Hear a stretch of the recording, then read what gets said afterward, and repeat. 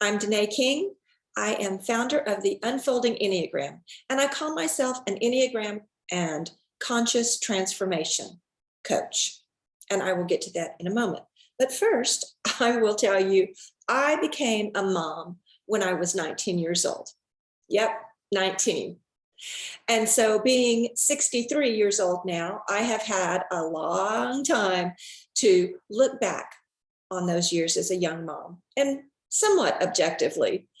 And that has been the journey that I have been on for the past 20 plus years, is learning to look objectively at things that had always just been. And I want to tell you, it's a muscle I still work on every day. Now, I didn't really want to develop that muscle to begin with. Really, I just wanted people to do what I thought they needed to be doing. It was like, if people would just listen to what I say, we would have so much less drama in our lives and things would run smoothly. Anybody else ever feel that way? Just me? No, I know it's not just me.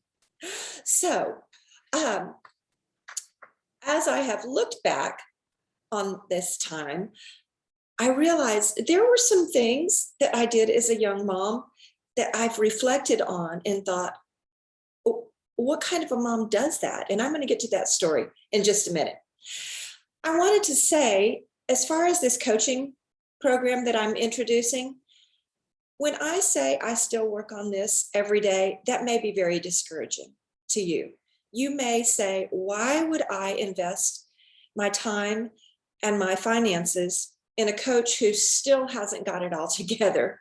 You may be the type that says, I want to plan, I want to go from point A to point Z. Let's get this wrapped up so I'll know how to navigate my life from here on out. Well, that's an extreme, and I'm sure you don't feel that way at all. You may feel comforted though, going, okay.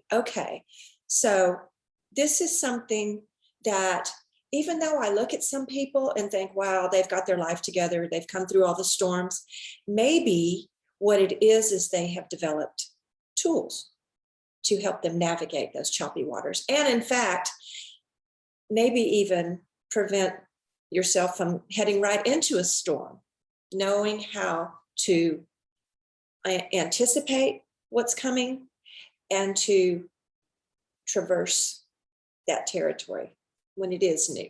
It's all about having tools. So let me go back to being a young mom. My kids grew up hearing me say, what would you do if I was dead? They would oftentimes come to me with a situation, and that would be kind of my default mantra. What would you do if I was dead? Well, one day, my oldest child, my son, he was probably about 16. He came to me and he said, Mom, I really need help with something. Well, immediately I said, what would you do if I was dead? And he said, but Mom, you're not dead and I need help now.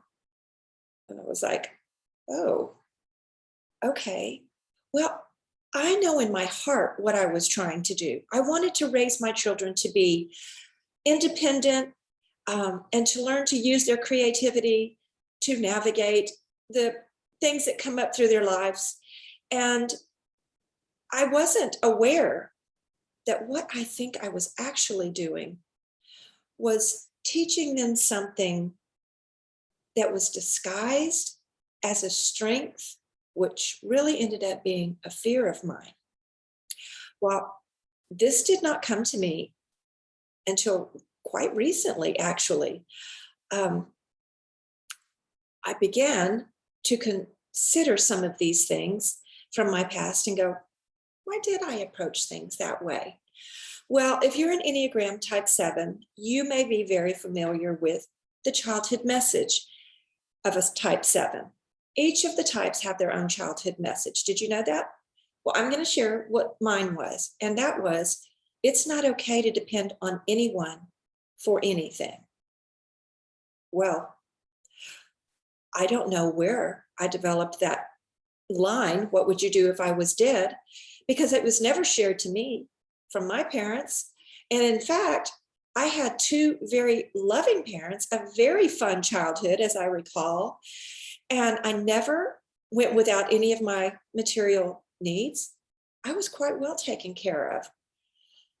But in looking back, we did move a lot when I was young, due to my father's job. And I wonder, looking back, when I had to change schools, and I changed several times in elementary school, did this message of don't get too attached to anything, don't depend on people in the long run, because it could be taken away pretty soon. Did I develop this sense of, okay, you can't get too attached to where you are. So you're going to have to shift your thinking. And as a 7 is often prone to do, we anticipate the future and we come up with ways to say, this is going to be a new adventure. I'll make new friends.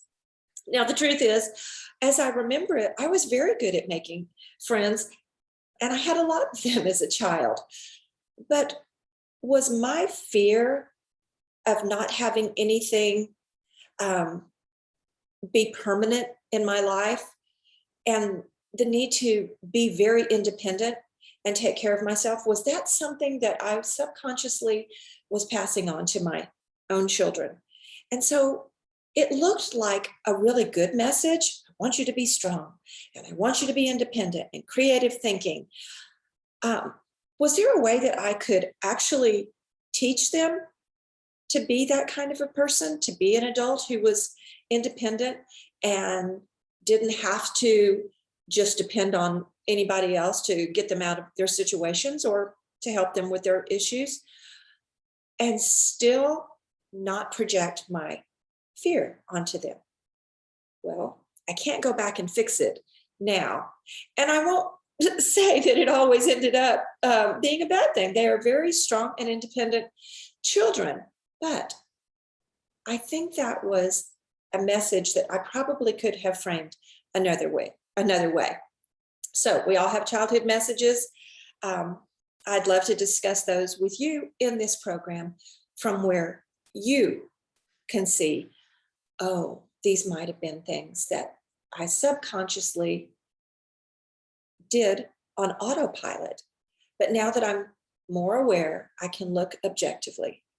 I think that's what this whole process is about, is not letting our ego run on autopilot. To be able to look at circumstances, to look at new teachings, to look at new observations of patterns in our life and say, perhaps I can rethink that. Something that I've even always thought was a strength.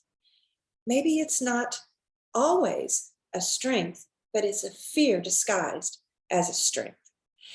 And so I have spent, like I said, over 20 years on this path.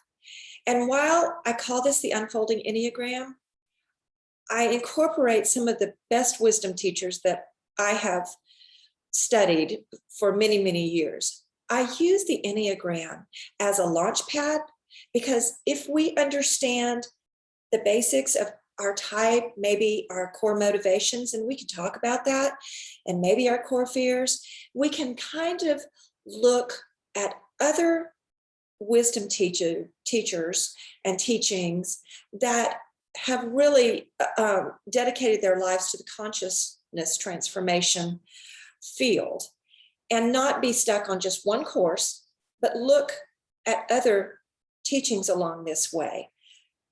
This is my approach, and it may not be all teaching of the Enneagram, and that may be something that you're really interested in, is just learning more about the Enneagram.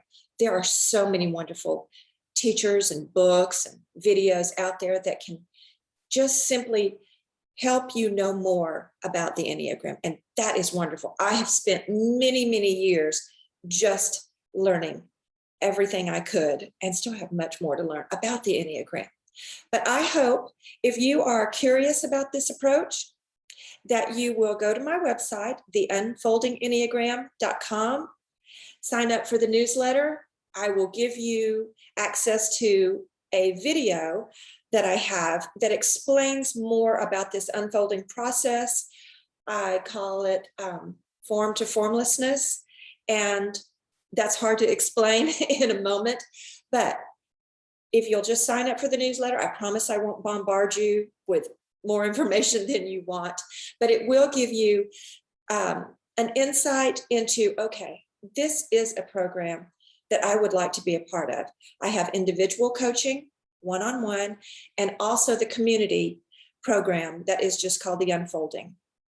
So I hope to hear from you soon. Thank you very much for allowing me to introduce myself. And let's all just support each other on this journey. Thank you.